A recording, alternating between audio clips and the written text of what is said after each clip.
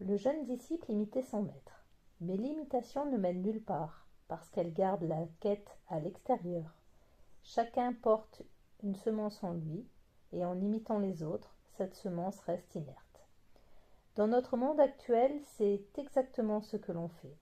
On reproduit ce qu'on nous a appris, on répète des gestes, des réactions, des manières d'être, en pensant simplement que c'est juste, simplement parce que ça a toujours été comme ça.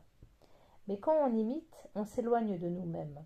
On vit selon la vérité des autres, pas selon celle de notre âme. Et la graine intérieure, notre axe, notre lumière, ne germe pas. Alors voici la question de méditation du jour.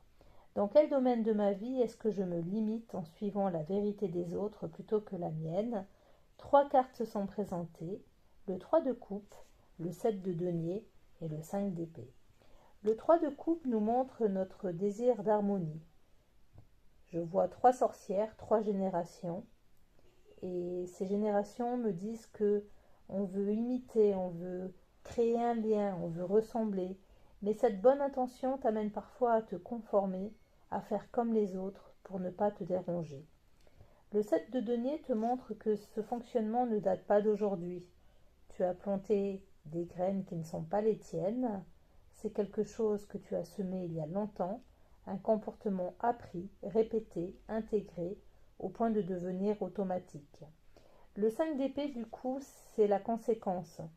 Sans s'en rendre compte, tu te fais du mal, tu en fais aux autres, et quand on regarde mes sorcières, on voit bien que tu ne le vois même pas que tu fais du mal aux autres.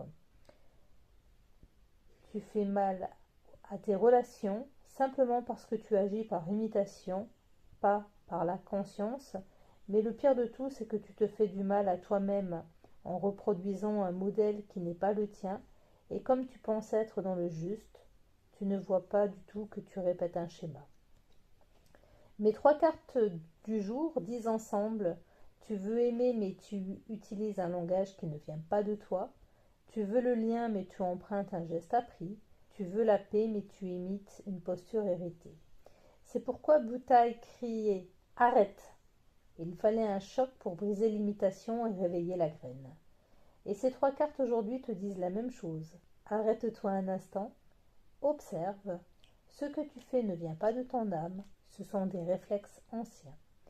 Il faut que tu reviennes à ta vérité intérieure, alors ta graine pourra enfin germer, ta relation, ta parole, ton geste redeviendront vivants et justes. Merci d'avoir écouté mon inspiration.